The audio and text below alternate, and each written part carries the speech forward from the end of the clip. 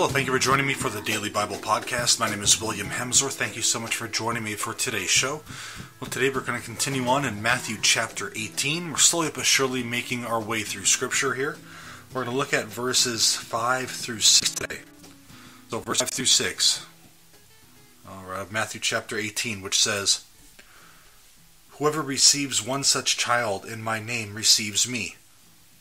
But whoever causes one of these little ones who believe in me to sin, it would be better for him to have a great millstone fastened round his neck and to be drowned in the depths of the sea." Very, very harsh words of Jesus here. In the previous verses, in verses 1 through 4, we read about how Jesus saw children and said that you need to be like children, trusting, etc. And here he moves into this. Whoever receives one such child in my name receives me. You see, guys, religious scandal is a stumbling block to a lot of people. It's a stumbling block. We look to our leaders for guidance, and when there's scandal there, inevitably there's always going to be someone who loses faith. There's going to be someone who leaves the church. And that leader is going to be held accountable for that. That leader is going to be held accountable for that. I teach children on Sunday mornings. I teach second graders. I am held accountable for what I teach them. I'm held to a higher standard because if they sin because of something I said, I'm accountable for that. It's a big responsibility, and it's one we need to take seriously. And so what's a millstone? A millstone was a large stone that donkeys had to push. They had to turn it and able to mill grain.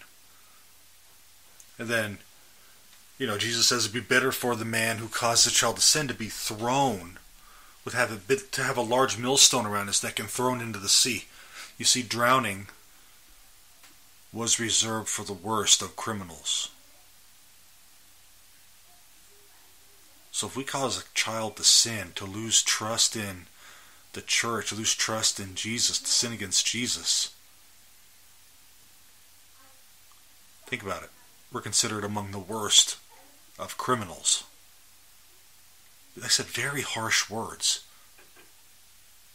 So if we're parents, if we're teachers, if we have some kind of authority, children are trusting by nature. They're trusting. They trust adults. And through trust, their capacity to trust God grows. God holds parents and other adults who have an influence over children. He holds them accountable.